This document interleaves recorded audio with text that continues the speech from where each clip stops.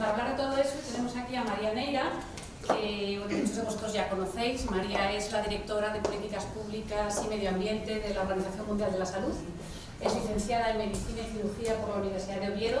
Tiene un currículum espectacular que yo he intentado resumir un poquito, pero la verdad es que es apasionante. No sé si es más apasionante el currículum con todo lo que ha hecho, con todo lo que está haciendo ahora.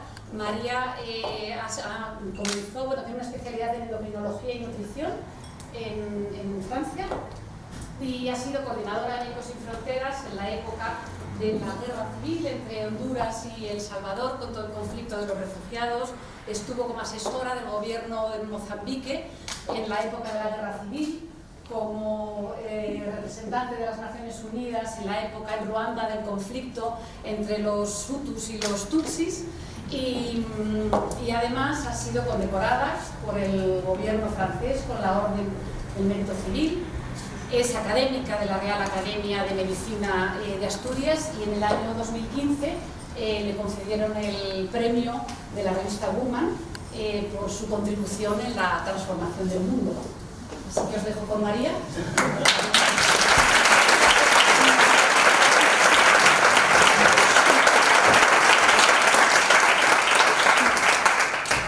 Gracias y buenas tardes. Feliz Navidad a todos. Gracias por venir. Esto demuestra que en Oviedo, además de hacer compras, uno puede tener otro tipo de actividades y una de ellas es venir a escuchar a alguien que en un día de lluvia, pues bueno, por lo menos estamos aquí protegidos, estamos entre amigos y espero que además podamos compartir un momento agradable. Me siento un poco mal estar en el medio porque en algún momento le voy a estar dando la espalda a alguien. Y claro, los que nos han educado las monjas, pues eso lo llevamos mal. Pero bueno, espero que me lo sepáis perdonar. Y digo las monjas porque efectivamente fui al colegio de monjas. Me imagino que tú también, ¿no? ¿No? Tuviste suerte. Porque nos tocaba a todos. Y bueno, tengo que hacer una charla hoy que de alguna manera tengo una responsabilidad muy grande. Tiene que ser un poquito amena, porque si no, hay una participante en esta sala muy especial para mí que ya me amenazó que se iba a poner atrás porque si se aburría, se dormía y así no la veía nadie. Marina, estoy hablando de ti. Espero que no te duermas, pero eso va a ser como mi indicador que si estamos hablando de algo entretenido o no. Marina es una persona muy especial para mí porque de alguna manera, aparte de ser la hija de una amiga mía, representa esa generación de la que nos sentimos un poco responsables, ¿no? Ella, como muchos de los que estáis aquí representados, todos jovencísimos. Espero que nadie haya calculado con todo eso que contaron sobre mí, que nadie haya calculado la edad, porque si no era la intención, cuando se da un currículum de alguien, si sois todos educados, no hay por qué calcularlos. O sea, solo fui muy espabilada, por eso hice tantas cosas muy rápido, pero en el fondo soy jovencísima todavía. Bueno, pues como os decía, para esta generación que viene después, me parece que tenemos algunas responsabilidades y de alguna manera vamos a intentar hacerlo bien y sobre todo, lo primero que vamos a intentar cambiar es esa palabra de responsabilidad.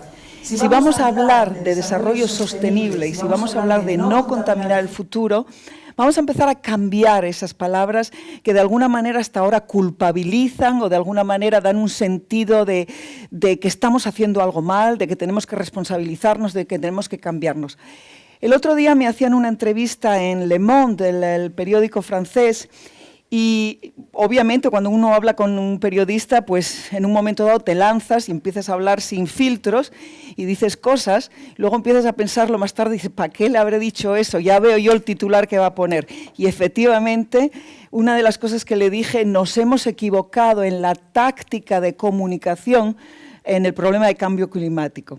Y aunque fue una parte de la conversación muy pequeña, fue el titular que salió, ¿no? Nos hemos equivocado en la táctica de cómo comunicamos sobre cambio climático, pero en el fondo no me arrepiento de haberlo dicho. Creo que efectivamente nos hemos equivocado en la comunicación. Hemos hecho una comunicación un poco catastrofista, realmente apocalíptica. Seguramente os acordáis todos aquella película de Al Gore, de Las verdades inconvenientes, o no sé cómo lo tradujeron al español, de Inconvenient Truth, donde él por primera vez hablaba de cómo el cambio climático representaba uno de los mayores peligros para nuestra civilización y sobre todo la civilización siguiente. Yo creo que eso fue necesario, ese apocalipsis now, ¿no? Ese decir, bueno, esto es una catástrofe, vamos a morir todos y esto es tremendo. Pero de alguna manera provocó también un poco de parálisis, y eso lo hemos aprendido los que trabajamos en epidemias, y aquí hay mucho médico, o sea que seguramente algunos habréis trabajado, Mar, tú seguramente, en respuesta a epidemias. Cuando tú vas a hacer una respuesta a una epidemia, y a mí me tocó mucha epidemia de cólera, por ejemplo, en Mozambique, tú no puedes salir a la calle a decirle a la gente, hay una epidemia de cólera, vamos a morir todos, y además vais a morir con este tipo de síntomas, ¿no?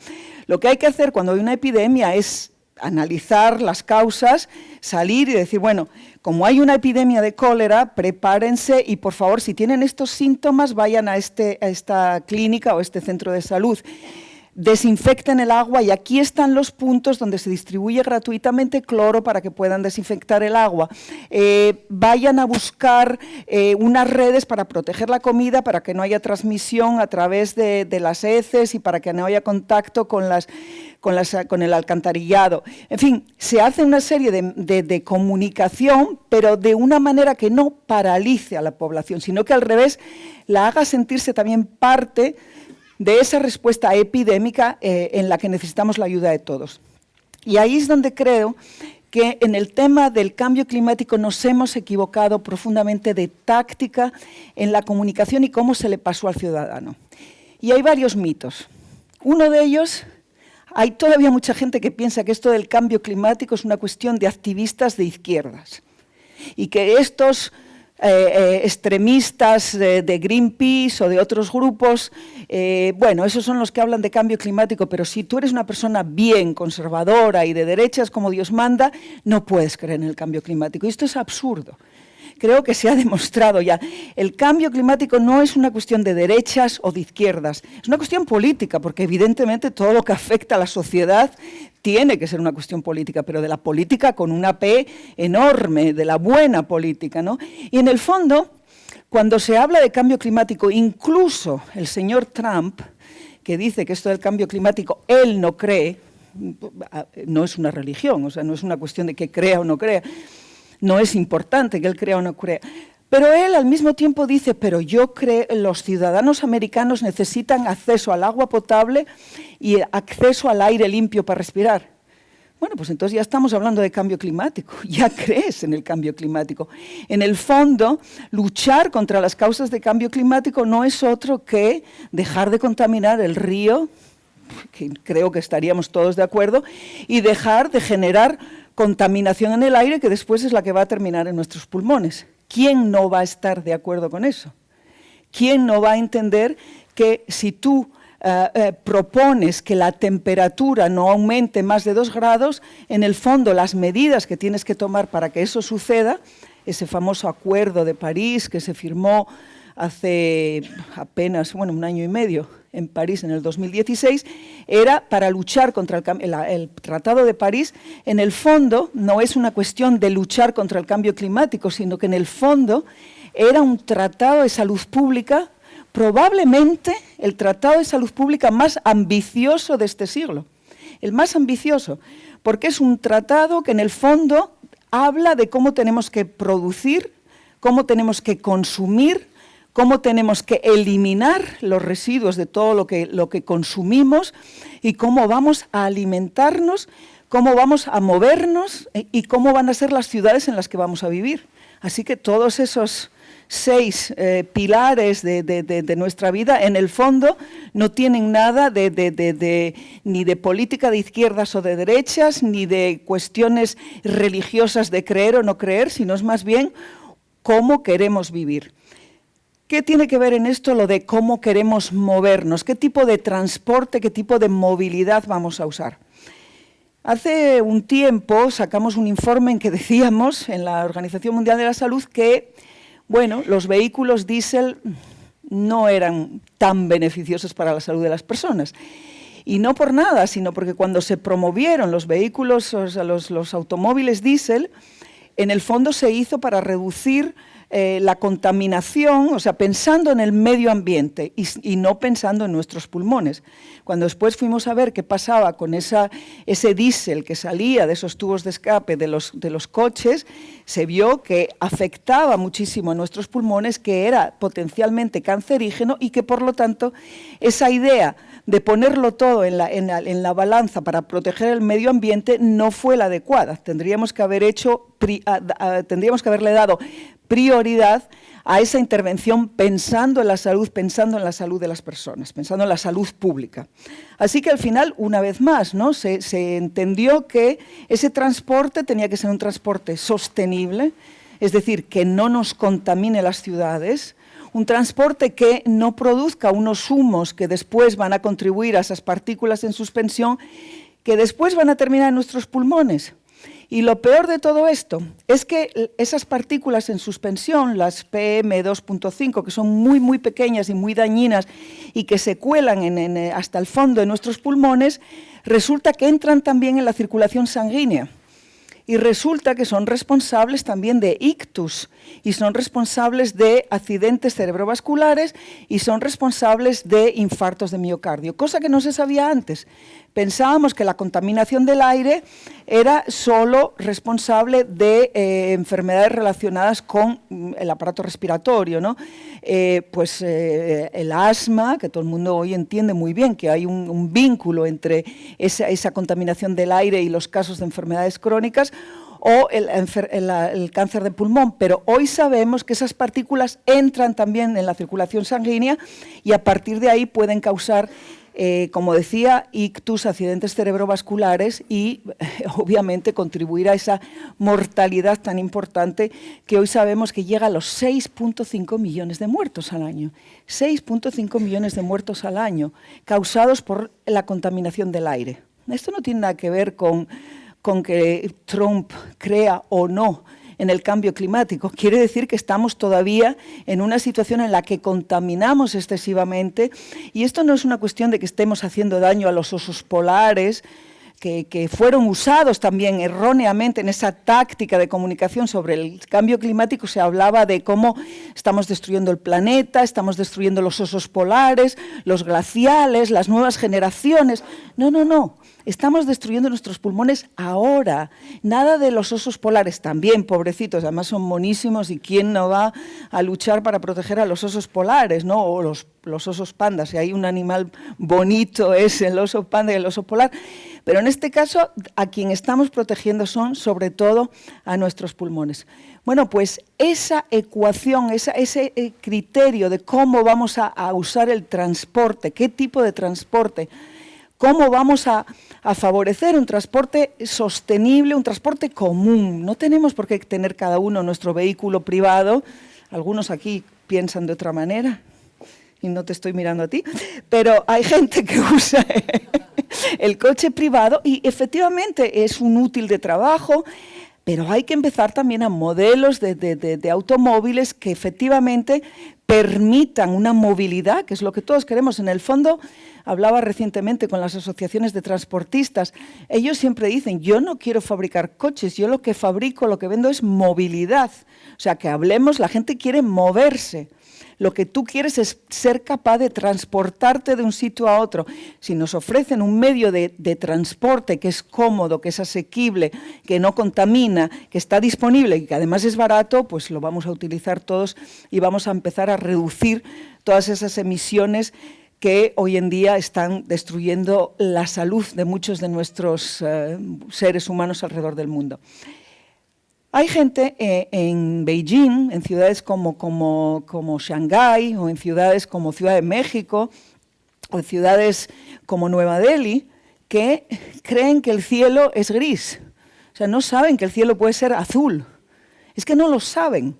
Tú te despiertas con un sabor a metal en la boca cuando estás en Beijing o en Shanghái. Bueno, y en Nueva Delhi, no sé si visteis estos días en todos los periódicos, en la primera página, los niveles de contaminación de aire en la ciudad de Nueva Delhi eran de 900 microgramos por metro cúbico. La recomendación de la OMS de nuestro departamento, nos odian todos, pero fuimos nosotros que lo hicimos, es de 10 microgramos por metro cúbico, 10, y tenían 900. Todas las personas con las que hablábamos dicen, estamos todos enfermos en casa, no podemos salir, no podemos respirar, es insoportable. Claro, en este caso viene bien porque esto afecta tanto a los pobres como a los ricos, porque por muy rico que tú seas, el aire que respiras no lo escoges. Hombre, puedes coger un avión y irte a Suiza, a los Alpes, y dices, bueno, voy a respirar un poco y vuelvo. Pero así todo, por muy rico que seas, en la calidad del aire que vas a respirar es para todos igual. O sea que en este caso viene bien que fue tan elevado ese índice de contaminación porque de alguna manera, como molestó también a la población más privilegiada de Nueva Delhi, empezaron a ponerle presión al ministro, que inmediatamente pidió mi cabeza, por cierto, lo cual subió muchísimo a mi cotización en bolsa, y declaró en un periódico que efectivamente esto de la contaminación del aire es muy molesto y no es muy agradable, pero que no tiene nada que ver con la salud. Que él sabía, también como Trump, ¿no? Una religión. O sea, yo creo que no tiene nada que ver con la salud. Aquí no es una cuestión de creer. Esas partículas, hay un mecanismo fisiológico clarísimo, demostradísimo, que entran, van, pasan a los pulmones y entran a la circulación sanguínea y tienen un efecto dañino. Y si no, pregúntenselo a la gente que vive en Nueva Delhi o que vive en Shanghái, porque los otros no lo vamos a notar tanto porque es a más largo plazo y de una manera más, no tan aguda y por lo tanto no se nota tanto, pero todos tenemos niveles de contaminación que podríamos mejorar. Esa es la contaminación del aire, uno de los pilares para que podamos tener una vida mejor, ¿no? El acceso al aire que respiramos, para no decir ya el acceso al agua potable. ¿Quién va a estar en desacuerdo que necesitamos agua potable? En cualquier lugar del mundo, pues para cocinar, para vivir, para hacer nuestra vida normal, necesitamos agua. Y nosotros necesitamos más agua que nadie.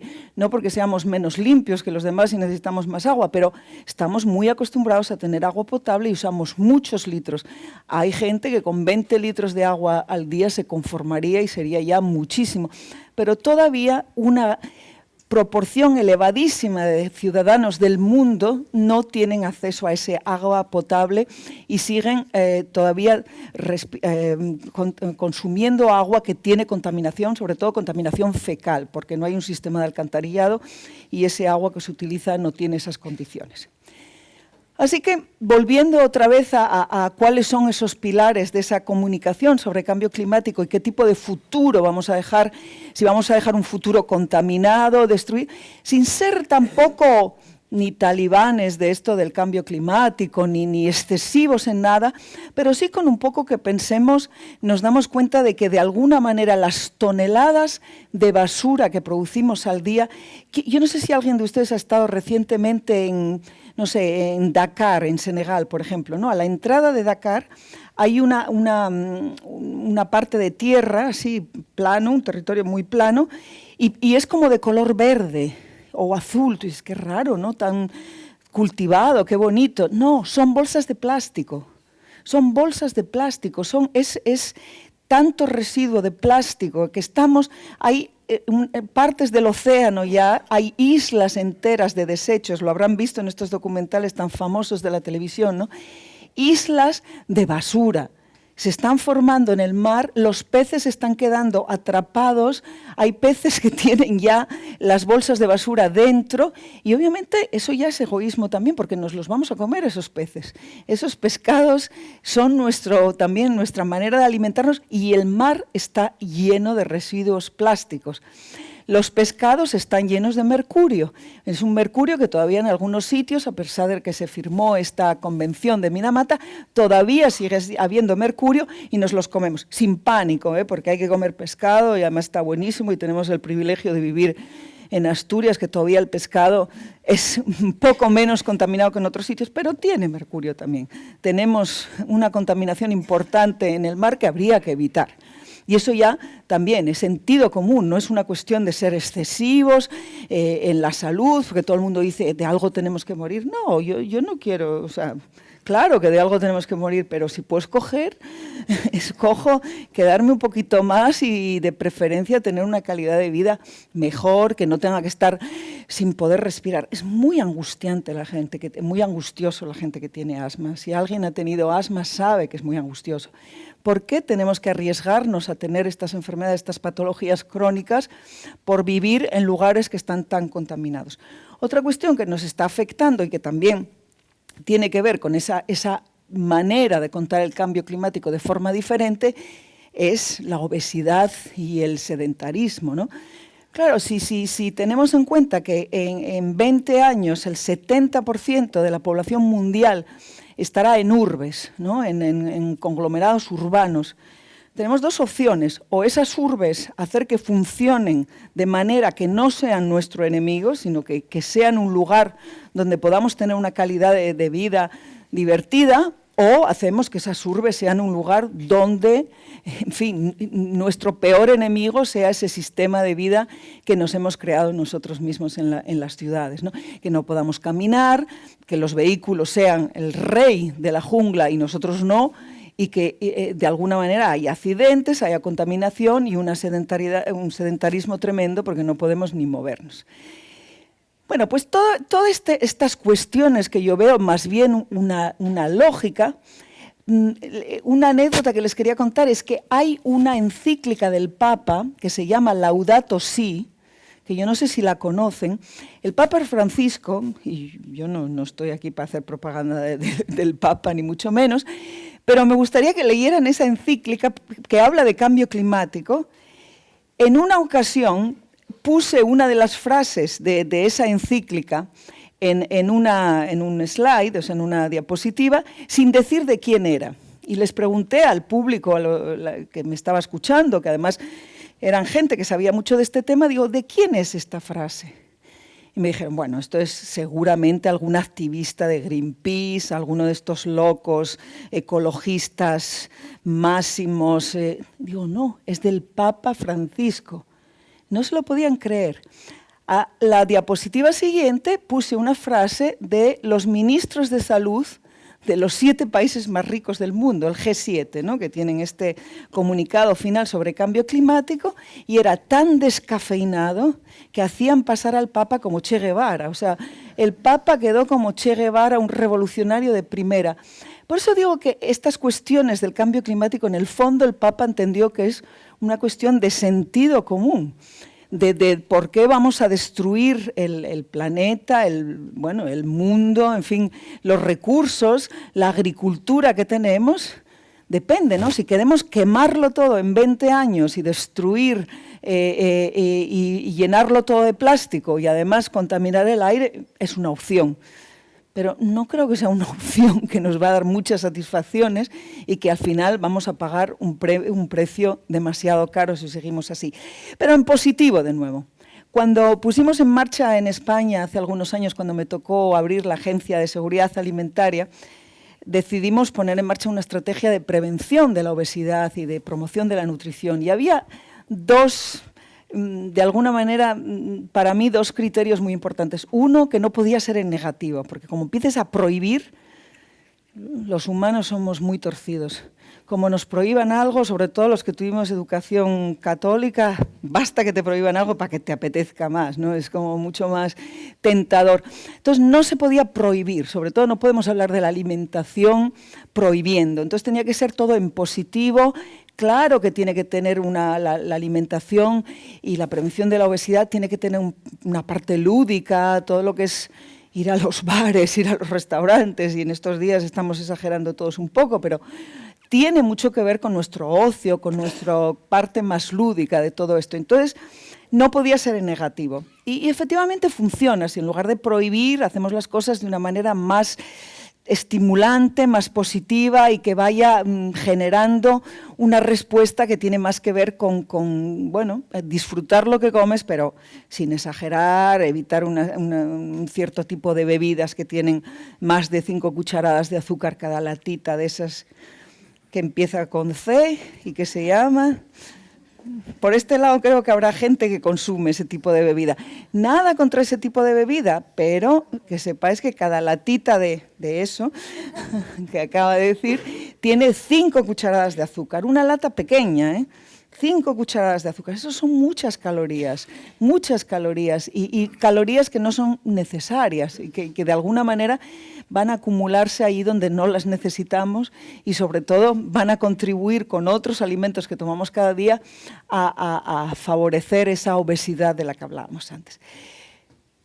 Bueno, pues esto del cambio climático, como decía, tenemos que de alguna manera empezar a pensar que es nada más que una energía diferente, una manera de usar una energía que no sea contaminante, una manera de reciclar todos estos desechos que generamos todos los días y las toneladas de basura que generamos cada día. Yo les invitaría a cada uno a ver 3 días sin sacar la basura de casa. Es impresionante. Es impresionante. Cada uno de nosotros son 3 o 4 bolsas de basura. ¿Qué hay que hacer? Empezar a pensar en la multiplicación de todas esas basuras. ¿A dónde va? Aquí por lo menos tenemos un sistema de reciclado que más o menos funciona, pero todo ese tipo de basuras terminan en sitios donde no queremos que termine. Si se incineran, esa incineración también genera una contaminación que después nos destruye la tierra donde después tenemos que cultivar cosas, van a quedar residuos ahí. Hay que generar una manera de que disfrutemos de las cosas, pero sin generar todos esos residuos. El país que más residuos produce es Japón. Si ustedes van a comprar en Tokio, en un supermercado, una fruta, esa fruta viene embalada en una cajita individual, porque son obviamente muy individualistas y además el concepto de colectivo como que no. Y además tienen un concepto de higiene tremendo, ¿no?, los japoneses, con lo cual la fruta viene en una cajita de plástico, la cual viene en una cajita de cartón, la cual viene con un lacito y la cual te lo dan en un saquito. Con lo cual, cuando tú te vas a comer esa manzana, que no sabe nada, además, entre manzana y pera, dejaste como 1 kilo de residuos. O no sé si en el avión también, cuando piden algo en el avión, cuando lo dan pagando, claro, porque ahora ya nadie da nada gratis en el avión, pero cuando pides en el avión algo, cuando luego viene la azafata a recoger para que lo echemos los residuos en esa bolsa de plástico, es impresionante. Te tomaste a lo mejor un sándwich, por cierto, horribles, y había como 5 o 6 embalajes, más el vasito, más la cucharita de revolver, más el envase para el agua, más las servilletas, que te dio 3 o 4 por si acaso, te dio 4 envases de azúcar. O sea, esa bolsita que generamos cada uno de nosotros y que va ahí, es impresionante. Y esa reflexión yo creo que de alguna manera tenemos que hacérnosla todos los días. Hay mucho futuro también empresarial en esto. Esto no va contra las empresas. Y aquí viene la parte también económica. Hay gente que piensa que hablar del cambio climático, de luchar contra la contaminación del aire, en el fondo es una guerra contra los productores de coches diésel o contra los productores de bolsas de plástico. Bueno, contra eso sí, porque no necesitamos bolsas de plástico y pueden hacerlas de otra cosa. El mercurio también puede ser sustituido, no tenemos por qué usar mercurio, podemos usar otras cosas, ¿no? Pero no hay una lucha económica, es decir, no queremos cargarnos ningún tipo de empresa, simplemente darles un poco la vuelta a esas empresas y a esas oportunidades de negocios. Hay muchas oportunidades de negocios. Quien esté pensando en montar una empresa, ahí va una idea gratis, además, todo lo que sea eficiencia energética. Ahora mismo los edificios tienen una pésima calidad de eficiencia energética, quitando algunos edificios nuevos ya. Tenemos que usar muchísimo la calefacción y muchísimo el aire acondicionado en verano. Bueno, en Asturias no nos pasa lo del aire acondicionado, pero en otros sitios del mundo sí, porque no tenemos edificios preparados para tener un mínimo de energía, de eficiencia energética, ¿no? Porque las ventanas no cierran bien, no les da el sol, en fin, toda una serie de criterios. Y ahora este tipo de empresas se están poniendo muy de moda. empresas que van a dar consultorías sobre eficiencia energética, empresas que van a dar consultorías sobre ciudades, cómo van a ser ese desarrollo urbano, qué tipo de transporte colectivo, qué tipo de reciclaje de basuras. Hay un montón de oportunidades de negocio. Toda esta gente joven que está aquí, tenéis una oportunidad increíble de lanzaros en esta economía verde o mal llamada economía circular o como queráis llamarlo, o desarrollo sostenible, en fin, algo que va a generar mucho beneficio económico sin destruir el planeta, sin destruir todo lo que nos rodea y quemarlo todo y al mismo tiempo protegiendo también nuestra salud. Así que muchas oportunidades, no solo para la OMS y decir esto no porque es malo para la salud y esto no porque contamina, sino también muchas oportunidades de una agricultura más sostenible, una agricultura donde empecemos desde el principio qué tipo de pesticidas vamos a usar, cómo vamos a gestionar la tierra como se pensaba antes, a medio plazo, no solo lo que va a producir hoy y después queda todo destruido detrás de nosotros, ¿no? Detrás de nosotros no queda nada, destruimos todo. No, una producción sostenible de alimentos está empezando a hacerse en muchos lugares.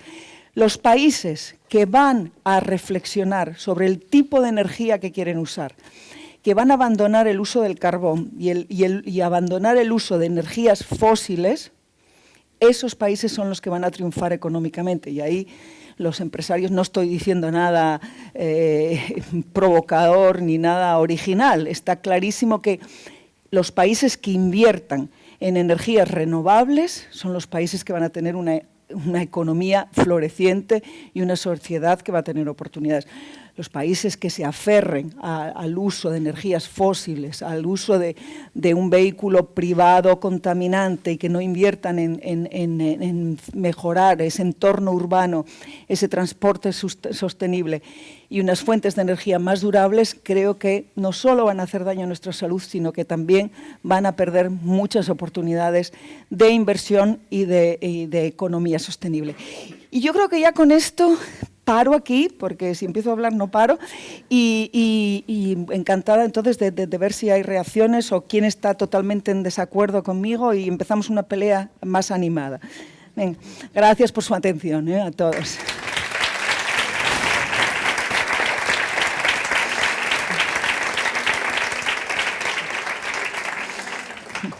Sí. ¿Tenéis alguna pregunta? Sí. A ver.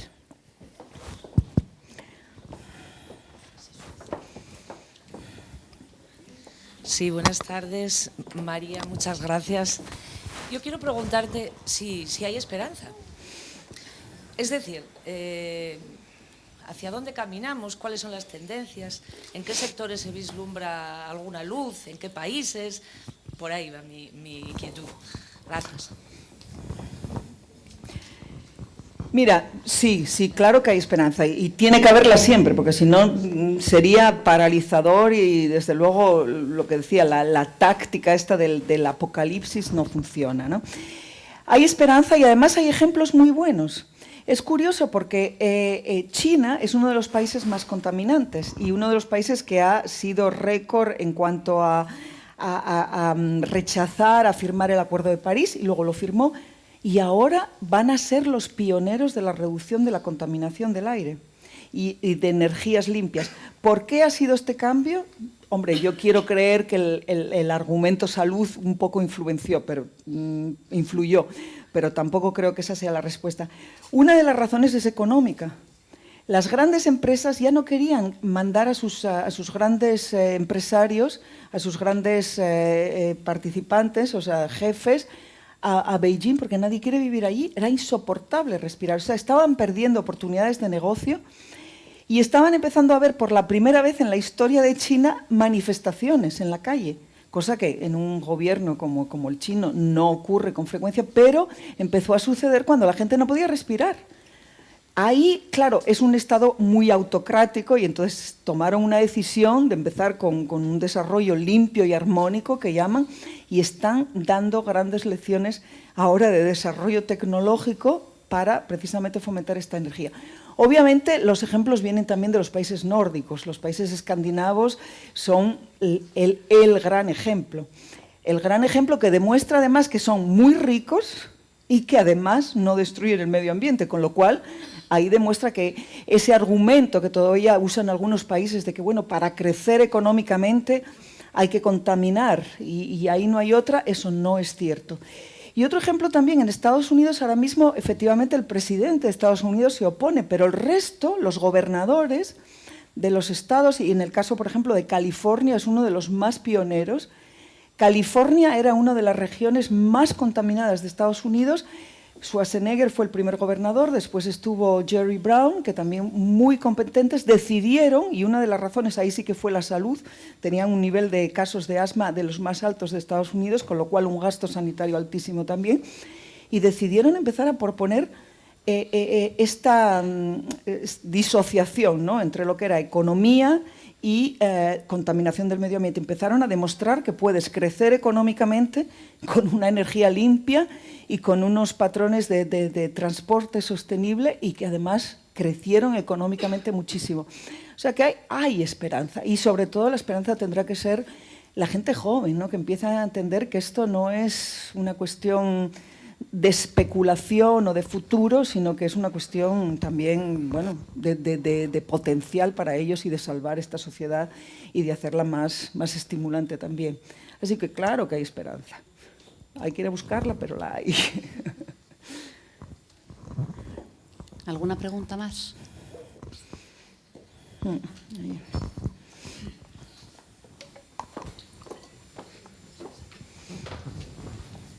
Bueno, yo creo que sí, que hay futuro, ¿cómo no haber futuro? Yo quizás sea el mayor de los que hay aquí, me parece. No, hombre, no. Empecé en la minería y en la energía hace más de 50 años, por eso digo quizás el mayor. Y bueno, y todos recordáis en Oviedo cómo había las calefacciones en Oviedo de carbón, la cantidad de humo que se echaba aquí, cómo bajaban los ríos por las cuencas, que parecía imposible que pasaran a ser blancos, y bajan limpios los ríos. Yo me acuerdo cuando estuve trabajando en una central que se arrancó y se paró en 7 días, porque si seguimos arrancándola más nos hubiesen matado a todos. Echaban partículas de casi de 1 milímetro. Los filtros eran de saco y nada más. Hoy día, bueno, pues cuando se estudiaba ingeniería nadie hablaba del NOx, no es que ni se sabía. En las reacciones entraba el nitrógeno y era neutro, salía por un lado y entraba por otro. O sea, ha avanzado muchísimo. Y la mentalidad, yo me acuerdo de escuchar a gente que nos daba clase y hablaban con la contaminación, no creían en eso porque estaban acostumbrados, eran gente muchísimo más mayores y no estaban acostumbrados a eso. Y era así, pero gente que ocupaban puestos importantes en industria y que veían normal que las chimeneas se echasen partículas de 1 milímetro y que los ríos bajasen sucios. O sea, fue tremendo. Entonces el cambio está ahí. Y ahora nosotros, pues el cambio cada vez va más. Quiero seguir, que no es mi compañero. Mira, tú... No, me parece fantástico. Aparte de que ese título que te diste del más viejo, ni hablar, ¿eh? No lo aceptamos. Pero bueno, tú dices Oviedo, cómo estaba contaminado. Yo soy de La Felguera, o sea que he visto cosas peores. En Oviedo, o sea, en La Felguera, por la mañana había que limpiar todas las ventanas y salían unos hollines, pero físicamente muy visibles, ¿no? Y bueno, y el río, el Nalón, nos pasaba como los chicos de China, ¿no?, que creían que ellos nunca habían visto el cielo azul. Nosotros no sabíamos que los ríos eran transparentes y que tenían peces y esas cosas. Nosotros pensábamos que el Nalón era negro y sólido, porque eran natas, no era agua, eran como natas. Yo eso lo vi, o sea, y no solo lo vi, yo en mis primeras prácticas en medicina, el hospital de silicosis existía y veíamos los esputos de los mineros jóvenes en aquellos vasinos y aquella cosa, bueno, o sea que claro que se ha avanzado. La cuestión ahora es a qué velocidad tenemos que avanzar, porque no podemos seguir avanzando a la velocidad que se ha ido. Claro que tiene que haber una transición energética, claro que no se va a poder prescindir del carbón en todos los casos a lo mejor de la noche a la mañana, pero la velocidad tiene que acelerarse un poquito más, porque si no vamos a perder el tren y va a ser un tren muy contaminante, no el tren tan limpio y tan... Así que hay que acelerar un poco esa velocidad. Había una pregunta por ahí, me parece, sí. Mira, has hablado antes del tema del transporte. A mí me interesa bastante porque vivo en Madrid y bueno, en Madrid sí que hay muchas acciones tácticas de cortar el tráfico, reducir la velocidad, etcétera, cuando hay picos de contaminación. Yo vivo y trabajo en el centro de Madrid, no tengo coche, entonces a mí más o menos pues no me afecta, pero yo no puedo dejar de empatizar con muchísimos compañeros que trabajan en el centro de Madrid y viven fuera de Madrid, que se acuerdan de todo el ayuntamiento cada vez que hay una de esas acciones. Entonces mi pregunta es, ¿cómo se puede conjugar eso? Es decir, ¿qué soluciones hay para la gente que realmente necesita tener su coche? Porque no hay alternativas de transporte público para venir desde Fuenlabrada o Pozuelo o Arroyomolinos en un tiempo razonable, digamos. Entonces, sí, no, es un tema efectivamente, hay que verlo en su conjunto, es decir, son medidas que cuando hay picos de contaminación, ad hoc, o sea, hoy hay un pico de contaminación en Madrid, entonces se toman una serie de medidas para reducir ese pico de contaminación. Claro, esa no es la solución tendría que ser evitar que esos picos de contaminación ocurran. Claro que estas soluciones, esta transición energética, transición de un transporte sostenible, va a tener alguna víctima en el camino, pero tienen que ser las menos posible y sobre todo porque a veces las personas que más perjudicadas salen de este tipo de políticas son los trabajadores, ¿no? Por ejemplo, en México, en la Ciudad de México, en un momento dado había unos picos de contaminación tremendos y decidieron, por razones de salud, porque estaba afectando la salud de la gente y efectivamente hay que tomar medidas, decidieron retirar de la circulación los coches muy contaminantes, que son coches muy viejos. ¿Quién tiene los coches viejos? No son los ricos, son los pobres, con lo cual al final de alguna manera perjudicabas a los más vulnerables, que eran los que más lo necesitaban. La solución está que cada ciudad tiene que hacer, Madrid tiene que hacer su examen de cuáles son esas fuentes de contaminación, de dónde viene. El tráfico es una de las fuentes de contaminación, pero no es el único. Hay otras fuentes de contaminación. Entonces, hay que hacer ese análisis y proponer soluciones. Y, por supuesto, la solución fundamental tiene que pasar por vías alternativas de transporte.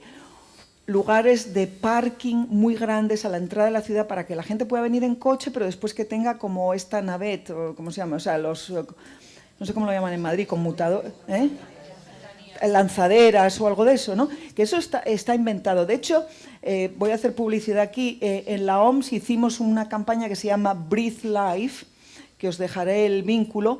Si entráis ahí, lo que hicimos fue un catálogo de ejemplos de muchas ciudades en el mundo, de muchos alcaldes que pusieron en marcha intervenciones, ¿no? Y que se vio esas intervenciones cuánto beneficio tiene para la salud, pero a lo mejor es un beneficio de un día. O sea, la idea está en poner en marcha acciones que tengan una repercusión a medio y a largo plazo.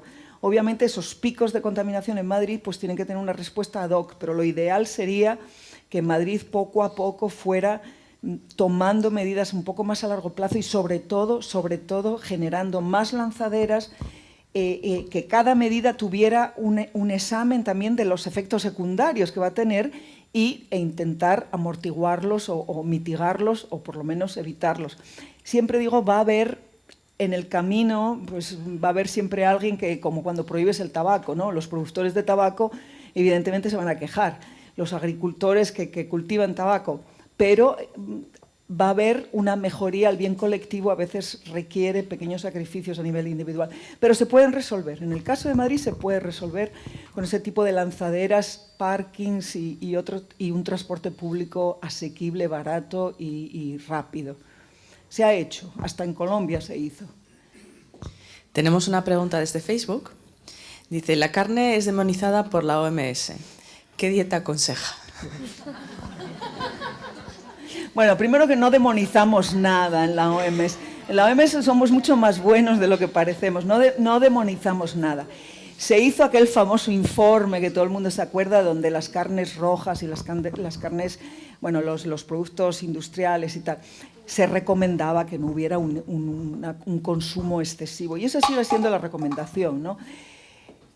Desde el punto de vista ambiental, y ahora estoy hablando de protección del medio ambiente, es cierto que la producción de la carne tiene un coste ambiental importante. Y eso es importante saberlo, no hay que esconderse de esos datos. Hay un coste importante para fabricar 1 kilo de carne, tienes que usar muchos litros de agua, tienes que producir kilos también de CO2, tienes un precio a pagar. Entonces, bueno, también tendremos que reflexionar si podemos seguir manteniendo este consumo de carne que tenemos ahora o no.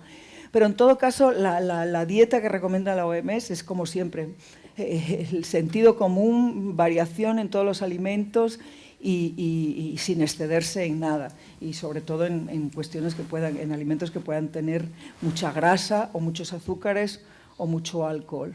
Ahí con calma y moderación, pero sin demonizar nada, ¿eh? Ni siquiera esa bebida de la que hablaba antes. Pero sin consumirla mucho. Una pregunta, María.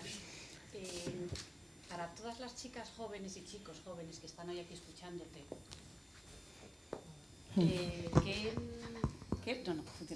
¿qué les recomendarías? Porque antes de la conferencia hemos estado hablando, ¿cómo les animarías a salir y a ver mundo? Mira, el mundo es muy pequeño y hoy, gracias a compañías como EasyJet, que realmente son uno de los que más han contribuido a la democracia en el mundo, ¿no? Porque gracias a EasyJet, quien no viaja es porque no quiere. O sea que de alguna manera, para mí, IKEA y EasyJet son 2 ejemplos de democracia, ¿no? Pero bueno, bromas aparte, el mundo es realmente muy pequeño y conocerlo nunca va a generar nada negativo, al revés, yo creo que cura muchas enfermedades. El extremismo se cura viajando, los nacionalismos se curan viajando y esa, bien sabe Dios que una enfermedad que hoy desgraciadamente sabemos de qué hablamos, todo se cura viajando. Es muy difícil que no te pase alguna experiencia, que no tengas alguna oportunidad de ideas y que de alguna manera, si realmente te gusta mucho el lugar donde vives, donde estás y estás muy cómodo, bueno, el viajar te va a hacer apreciarlo más todavía, si es que estás tan contento.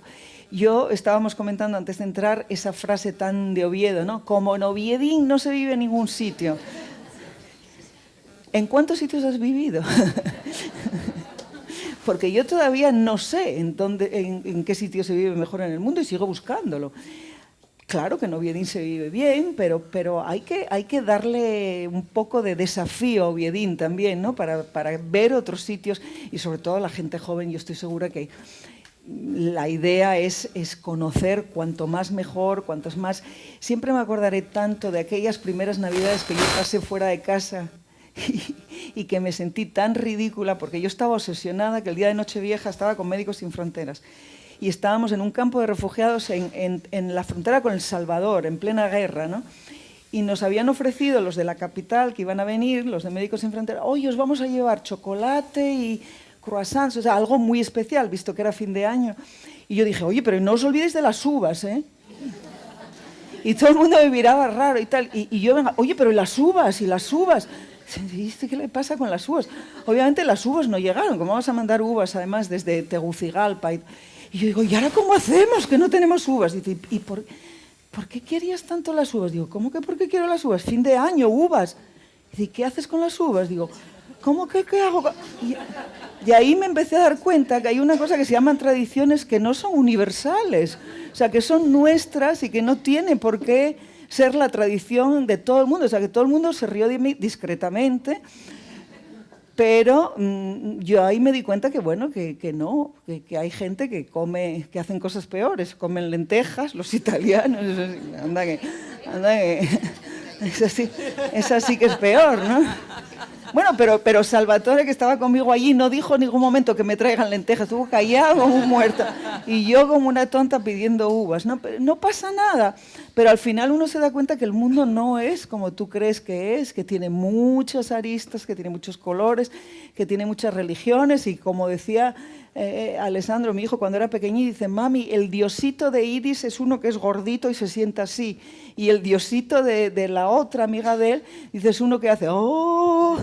Y claro, o sea, la diversidad es una cosa, bueno, tiene sus límites, pero tiene también mucho interés y la verdad es que nos enriquece cada vez más. O sea que sí, salir, viajar, fuera de casa, fuera de la habitación, fuera todos los días, ver, hablar, conocer. hablar con el vecino que es de donde sea. Y yo tenía obsesión de que toda mi familia no había nadie que no fuera o de Galicia o de Asturias. No había nadie exótico. No, es verdad. Cuando alguien me decía, yo tengo un tío que viene de Zamora, yo decía, ¡wow! ¡Qué exotismo! Me pareció una cosa increíble, ¿no? Y no sé, y sigo buscando esa diferencia, esa diversidad, eso no quita que luego a lo mejor te gusta más lo tuyo, lo que conoces, pero conocer es siempre muy, muy, muy enriquecedor y además descubres cosas, gente que ha hecho antes que tú, se ha equivocado antes que tú. Londres pasó por esa contaminación con el carbón antes que nosotros, o sea, muchos errores ya los han cometido otros, o sea, que a lo mejor podemos aprender para no pasar por ellos, ¿no? La cabeza siempre muy abierta y, como me decía mi abuela, el culo inquieto. Yo siempre, lo de viajar, siempre lo tuve muy presente. Es que si no, no lo oímos en las... La burocratización que hay para llegar a establecer las medidas de reducción de los elementos que causan la contaminación. Por ejemplo, se quiere conseguir reducir los elementos que causan la contaminación mediante medidas muchas veces burocráticas. La calificación energética de la que hablaba se ha convertido en una cuestión burocrática, de un papel que tiene que tener firmado, de tal. El coche eléctrico es solución a la contaminación de las gasolinas y de la combustión. Y por otro lado, como me gustaría que también en referencia a la carne y al sistema rural asturiano, que ha pasado de la producción de la leche, la carne, la vaca, y eso mantenía también el medio rural, los prados, los campos del maíz. Con toda esta transformación, Asturias, ¿dónde va? Bosques, solo va a haber bosques, va a acabar el panorama de los prados verdes, de los campos de maíz, con kibis, vamos a tener. Mira, reinventarse o morir. O sea, Asturias va a ser lo que queramos que sea. Lo que está claro es que tendremos que pensar qué queremos que sea. Y tendremos que no aceptar el status quo. A lo mejor, después de pensar, concluimos que el status quo es el mejor. No creo, probablemente hay otras cosas que podemos hacer más.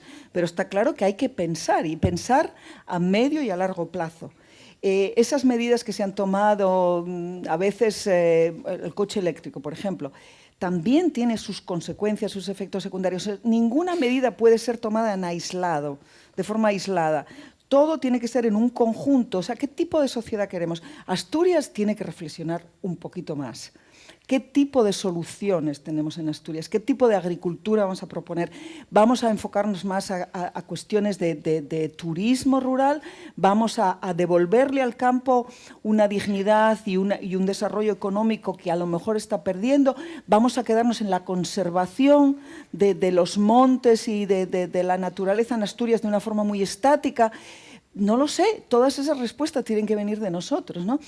Hay un potencial, que somos los asturianos, hay grandes ideas, hay que dar oportunidad a esas ideas y sobre todo que cada idea no sea plantada así sin considerar lo que viene detrás, ¿no? Pues como se hizo cuando se habló de los biocombustibles, entonces toda Argentina se dedicó a plantaciones para producir biocombustibles y de repente hubo esta hambruna porque no se producía. O sea, ese tipo de soluciones mágicas, improvisadas y que no tienen una reflexión de cuáles son los valores añadidos y cuáles son las consecuencias, ¿no? A lo mejor los médicos eso lo llevamos muy dentro, porque cuando tú arreglas la tensión arterial, o sea, ajustas por ahí, a lo mejor estás desajustando otra cosa con ese medicamento que estás dando. O sea, estamos acostumbrados los médicos a lo mejor a ver al paciente de una forma más integral, ¿no? Pues tenemos que empezar a ver la economía y Asturias de una forma muy integral. ¿Qué tenemos en Asturias? ¿Qué podemos ofrecer? Y sobre todo, esa capacidad de cambio y no tenerle miedo al cambio, no tenerle miedo. A lo mejor el maíz sigue siendo, las plantaciones de maíz siguen siendo la solución en Asturias. A lo mejor no lo sé, pero tenemos que usar a nuestros mejores pensadores, sí. Pues hay que pensar y tomar acción, Bueno, pero yo creo que hay espacio para un poco más, a lo mejor. Y si no, ¿qué hacemos? ¿Nos resignamos? Yo me niego a resignarme. O sea, yo quiero ver Asturias, imagino que todos los que estamos aquí queremos ver Asturias con mejores comunicaciones, por ejemplo. No puede ser que llevemos todos estos años hablando de comunicaciones en Asturias y que estemos como estamos. No puede ser. No sé de quién es la culpa. Todos tenemos culpa, me imagino, a lo mejor porque no lo demandamos suficientemente como para poner presión a nuestros políticos, pero no puede ser que las comunicaciones en Asturias sigan como están ahora. No puede ser, porque nos aísla. Y seguramente hay muchas más soluciones que yo no soy competente para dar, pero que todos esos pensadores tienen que dejar de pensar y, como usted bien dice, tendrán que empezar a hacer algo y lo antes posible, desde luego. No sé si tenemos muchos políticos por aquí que nos pueden dar otro tipo de soluciones. Sí. María, mientras hacen la siguiente pregunta, has hablado de sociedades que son un ejemplo en temas de medio ambiente, por ejemplo, los países nórdicos. ¿Qué tienen ellos de diferente? ¿Qué podemos hacer nosotros para llegar a ese punto de reacción que tienen ellos a nivel político y a nivel de sociedad? ¿Qué tienen de diferente? Pues a lo mejor que han vivido tiempos difíciles, porque los suecos no son ricos desde hace muchísimos años. Son ricos desde hace pocos años y también porque han gestionado muy bien su riqueza, porque en un momento dado Noruega podría haberse vuelto Las Vegas, ¿no? Porque cuando descubrieron pues, que tenían petróleo, por ejemplo, podían haberse vuelto ricos todos y haber destruido de alguna manera la economía de ese país, ¿no? Y sin embargo, también porque la primera ministra en ese momento era Brundtland, que no fue casualidad, que es una mujer que luego se volvió directora general de la OMS, por cierto, pero que aparte de eso fue fue la presidenta de la Comisión de Desarrollo Sostenible.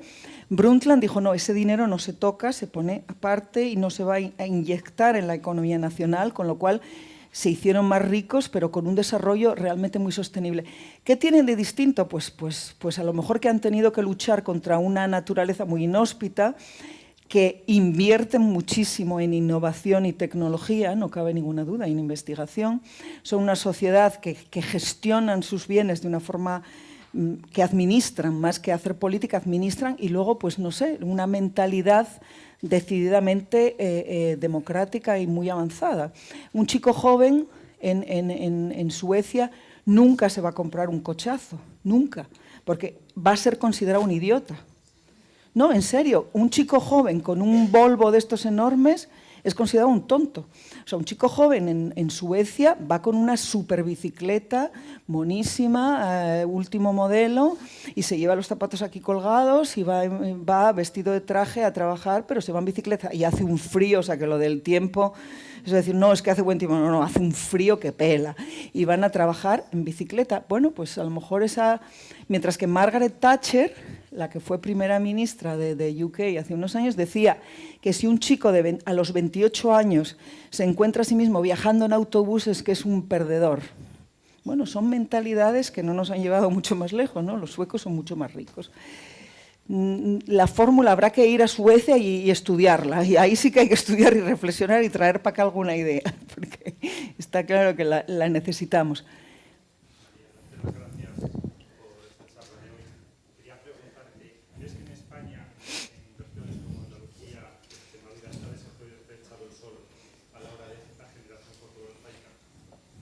Bueno, creo que la respuesta yo creo que es obvia, ¿no? O sea, somos uno de los países de la Unión Europea que más horas de sol tendría que tener y, sin embargo, Alemania tiene más que nosotros. O sea, más aprovechamiento de la energía solar que nosotros. Sí, sé que la legislación podría ser un poco más innovadora, sin ninguna duda. Eso también hace parte de esa reflexión que tenemos que tener en nuestro país. Como decía antes, sin ser una experta en legislación energética, que no es lo mío, pero está claro que no favorece, pero como decía, hombre, la Unión Europea da una legislación común que imagino que hay ciertos límites que vienen impuestos por la Unión Europea. Pero los países que van a acertar en su fórmula de inversión sobre energías renovables son los países que van a avanzar a una velocidad increíble. Así que habría que ver las legislaciones que hay que cambiar y empezar a hacerlo sin ningún tipo de... Sí, lo sé. Y ese es un debate energético muy delicado, pero que hay que confrontar y afrontar lo antes posible. Hay unas repercusiones económicas muy importantes y de conflicto de interés, pero hay que, con valentía, afrontar ese debate sobre cuestiones energéticas rápido, porque la transición energética en este país está pendiente. Sí.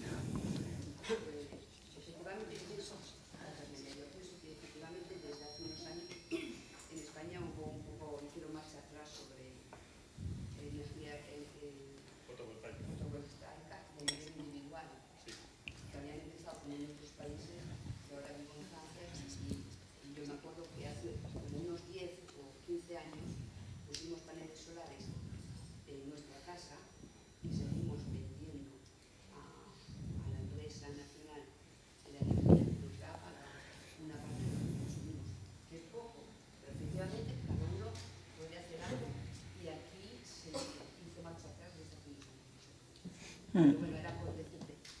Yo quería empezar la charla hablando de los jóvenes y que efectivamente qué mundo querían darles y que ellos eran los que el día de mañana van a seguir actuando. Pero a mí me parece efectivamente, me gustaría que hablases un poco tu opinión. ¿Qué educación? Porque la educación, si ellos en el futuro lo van a hacer ellos, pero la educación se la estamos dando nosotros. Y aparte que efectivamente la legislación puede hacer mucho, los coches, los transportes en común se puede hacer. ¿Cuál es nuestra parte de responsabilidad en el consumo cotidiano de lo que hacemos?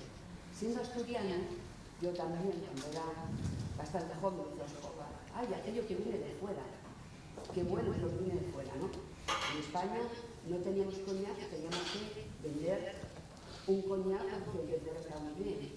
Y el queso francés era muy bueno. Tenemos aquí productos buenísimos.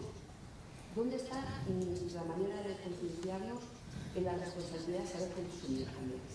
Que hay algo cada uno que nos será.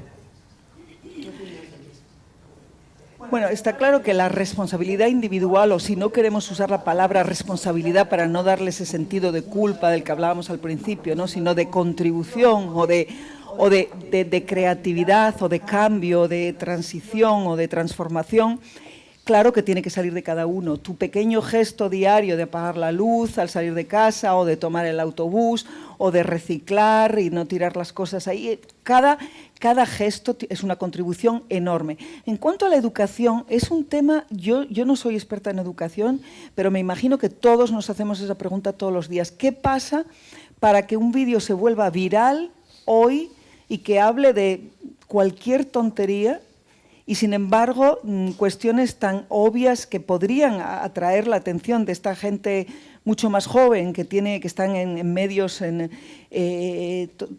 sociales rapidísimos? No veo una concienciación a la velocidad, por lo menos, exponencial a la que deberían de ir. Hay un interés, pero es claro también que el interés de un cierto tipo de población joven se mantiene muy pocos minutos.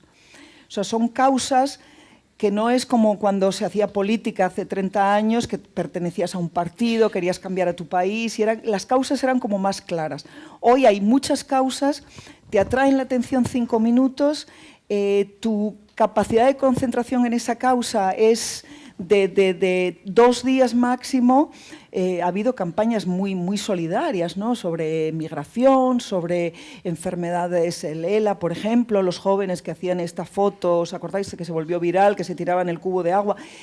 Como empezó, desapareció. O sea, son el momento, el spam de atención que tienen en las redes sociales es muy corto. Entonces, habría que encontrar una manera de efectivamente cambiar ese tipo de atención que generan a este tipo de causas y que entre en su cotidianidad.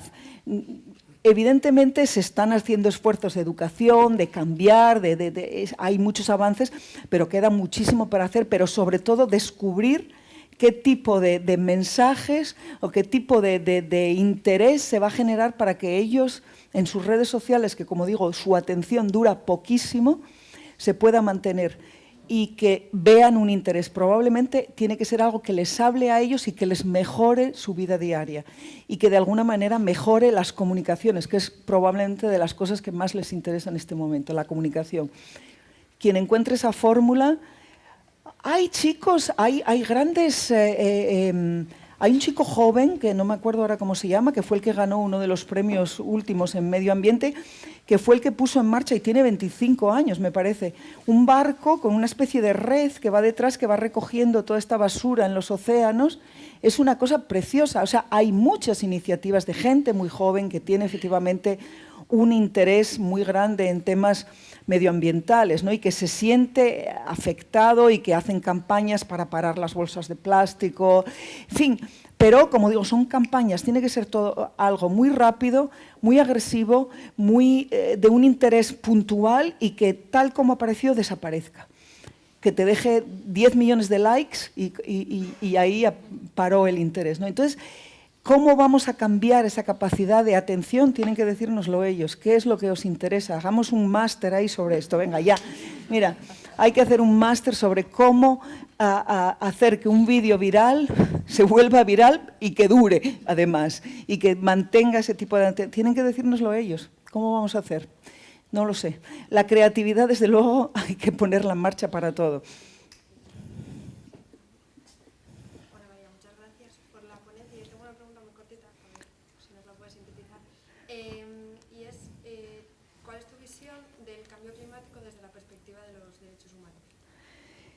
Mira, yo creo que primero, cuando me hablan en las cumbres de cambio climático y las cumbres de derechos humanos, siempre les digo lo mismo últimamente. El emperador romano decía, divide ed impera, ¿sabes? Divide y ganarás, ¿no? Y vencerás. Creo que estamos haciendo un poco eso. Estamos hablando, por un lado, de cambio climático, por otro lado, de derechos humanos, por otro lado, de objetivos de desarrollo sostenible, por otro lado, hablamos de... Para mí es lo mismo. Es lo mismo. En el fondo, es una cuestión de derechos humanos. O sea, tú no puedes perder tu derecho a tener agua potable, porque hay un fenómeno de calentamiento global que te está impidiendo que haya cosechas, o sea, porque no hay lluvia, porque no hay agua, porque los ríos se secaron. O sea, es un derecho básico y universal. A mí la gente que separa las cuestiones, no, eso es un derecho humano. Bueno, como si fuera algo, un lujo, ¿no? El derecho humano es algo tan básico como lo de los feministas, ¿no? Esta es feminista. No, espera un momento, ¿qué quiere decir? ¿Es una categoría aparte o una mujer no hay que pegarle? O sea, si tú dices que no hay que pegar a las mujeres, ¿eres feminista o es que no pegar a las mujeres es una cosa normal, que debería ser normal y básica? No sé. Para mí esa categorización a veces tiene unas fronteras que me irritan un poquito y pienso que estamos metiendo el divide et impera. O sea, que cuando te preguntan esto es una cuestión de salud pública. Y salud pública cubre todo, porque si tú quieres tener salud pública tienes que tener acceso al agua, al aire que respiras, a la tierra para cultivar y a la protección. Y ya con eso, el resto vemos si hay lujos o no. Pero lo básico tiene que ser protegido bajo cualquier circunstancia. Yo como ciudadana de a pie también quiero aportar mi granito de arena para evitar la contaminación, pero estoy abrumada, es que me parece muy difícil. Todos somos responsables, pero vienes más mismamente, vas a la compra, vienes cargado con una cantidad de envoltorios, de paquetes, ya llenaste la basura Es que es muy difícil.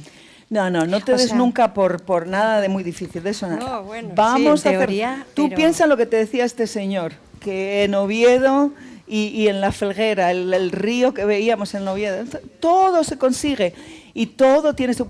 Si tú decides no usar bolsas de plástico cada vez que vas a la basura, al supermercado, no uses bolsas de plástico.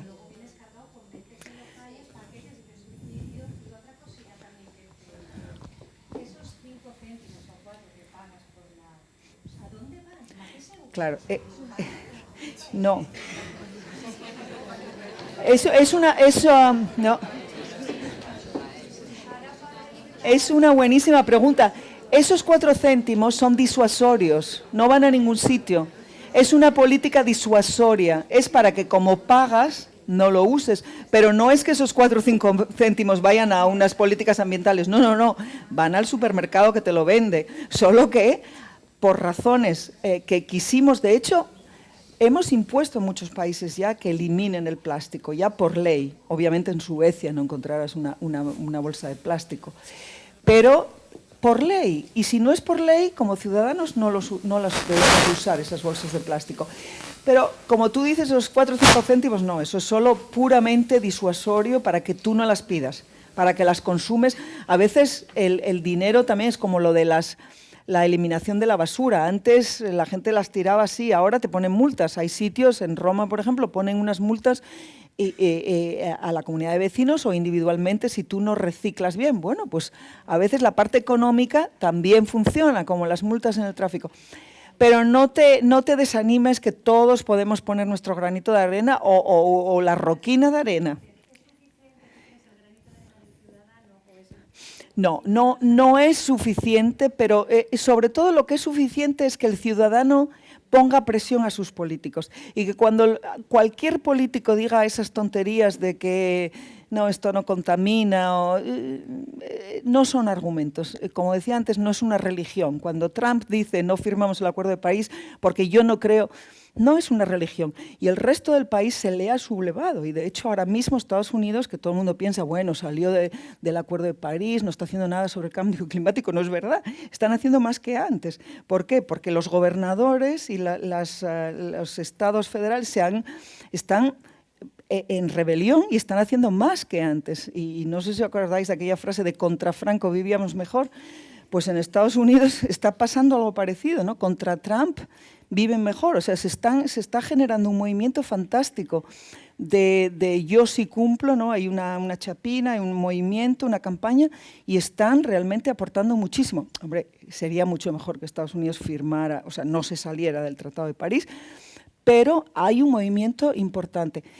Sin esas grandes economías del mundo, evidentemente, nuestros granitos de arena, pero así todo, en Europa somos bastante progresistas en estas políticas de cambio climático, hay que ir a mucho más y desde luego España no puede quedarse a la cola, tienen que estar entre los pioneros, ojalá, por lo menos.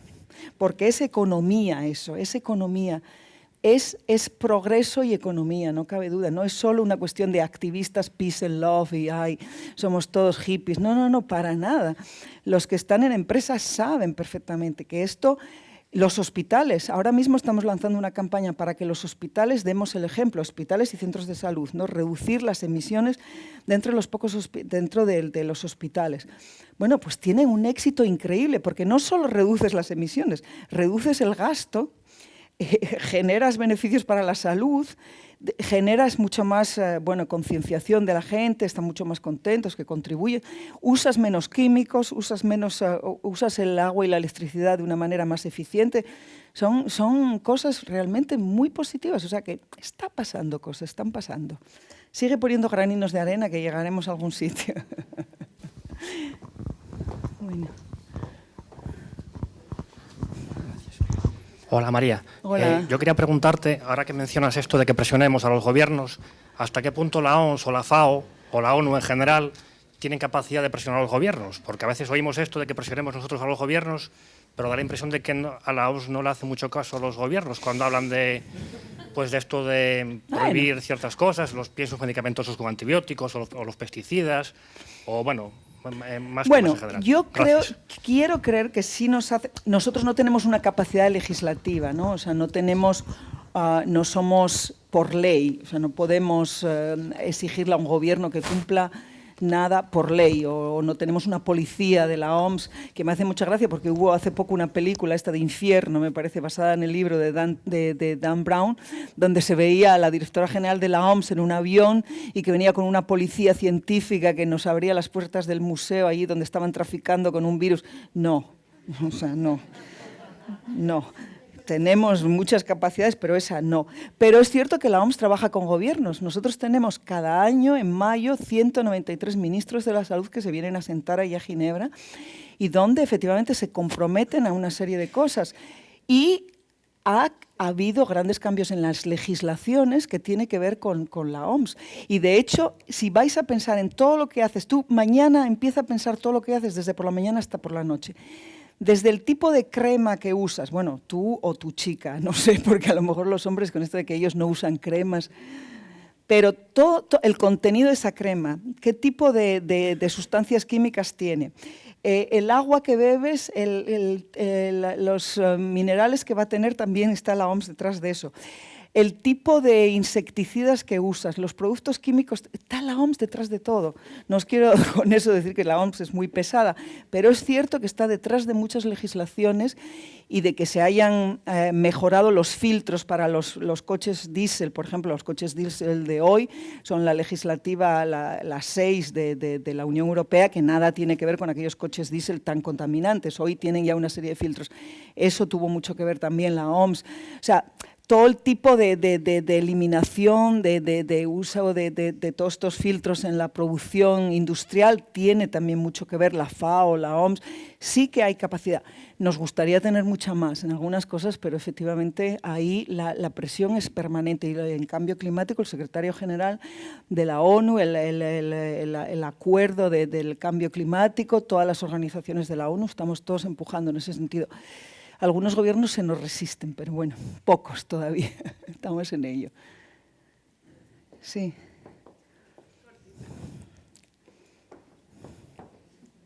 María, yo quería preguntarte alguna idea que nos puedas dar para la gente que tenemos alrededor, que a lo mejor no está suficientemente concienciada, el día a día, alguna idea que nos puedas dar para intentar... Sí, vosotros que usáis mucho las redes sociales y esto, primero, seguirme en Twitter, para empezar.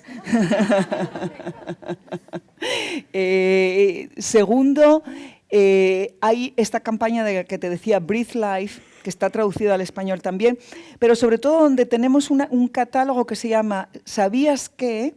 Y hay información para maestros de escuelas, para estudiantes, para gente que trabaja en política, para consumidores, en fin, para todo tipo de representantes. Una serie de preguntas y respuestas, ¿no? Algo muy sencillo de qué puedes hacer tú en tu vida diaria y cómo puedes promover todo eso. Pero sobre todo, sí, unirse a una campaña que sea un poco por una energía limpia o una transición a un desarrollo sostenible y más limpio y menos dañino para nuestra salud. Pero si entras en la página web de la OMS hay mucha cosa que te puede servir. Ojalá. Bueno, yo creo que se nos ha hecho tardísimo. Millones de gracias, María. La verdad es que es un lujo tenerte aquí.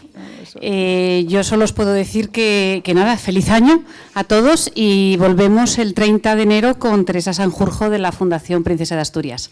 Muchísimas gracias y feliz año. Gracias. Gracias. Gracias.